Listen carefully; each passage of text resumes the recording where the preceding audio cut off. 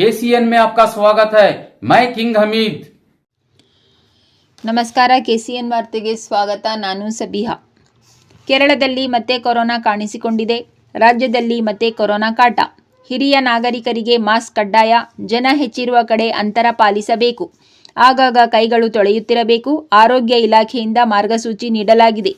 JN1 virus ಹೊಸದಾಗಿ ಬಂದಿರುವುದು. Christmas ಹಾಗೂ ಹೊಸ ವರ್ಷಕ್ಕೆ ಕಟ್ಟುನಿಟ್ಟಿನ ಕ್ರಮ ಕೈಗೊಳ್ಳಲಾಗುತ್ತಿದೆ. ಕೇರಳದಲ್ಲಿ ಅತಿ ಹೆಚ್ಚು ಕೊರೋನಾ ಪಾಸಿಟಿವ್. ಶಬರಿಮಲೆಗೆ ಹೋದವರ ಮೇಲೆ ನಿಗಾ ವಹಿಸಲಾಗಿದೆ. ವಿಜಯಪುರ, ಮಂಡ್ಯ, ಬೆಂಗಳೂರು ಕೋವಿಡ್ ತಪಾಸಣೆ ನಡೆಯುತ್ತಿದೆ. ಭಯ ಪಡಬೇಕಾಗಿಲ್ಲ, ಎಚ್ಚರಿಕೆ ವಹಿಸಬೇಕು. ಜನಸಂದಣಿ ಇರುವ ಜಾಗಗಳಲ್ಲಿ ಕಡ್ಡಾಯವಾಗಿ ಮಾಸ್ಕ್ ಧರಿಸಬೇಕು. ರಾಜ್ಯದಲ್ಲಿ ಮತ್ತೆ ಕೊರೋನಾ ಭೀತಿ. ಆತಂಕ ಬೇಡ, ಸ್ವಚ್ಛತೆ ಕಾಪಾಡಿ. 2019ರಲ್ಲಿ ಆದಂತಹ ಘಟನೆಗಳು ಮತ್ತೆ ಬಾರದಿರಲಿ. ಒಂದು ಕುಟುಂಬದಲ್ಲಿ ಅಪ್ಪ ಸತ್ತರೆ ಮಗ ಆ ಹೆಣ ಮುಟ್ಟುತ್ತಿರಲಿಲ್ಲ. ಚೀಲದಲ್ಲಿ ಹಾಕಿ ದೂರದಿಂದ ಬಿಸಾಕುತ್ತಿದ್ದರು. ಇಂತಹ ಘಟನೆಗಳು ಮತ್ತೆ ಬಾರದಿರಲೆಂದು ದೇವರಲ್ಲಿ ಬೇಡಿಕೊಳ್ಳೋಣ.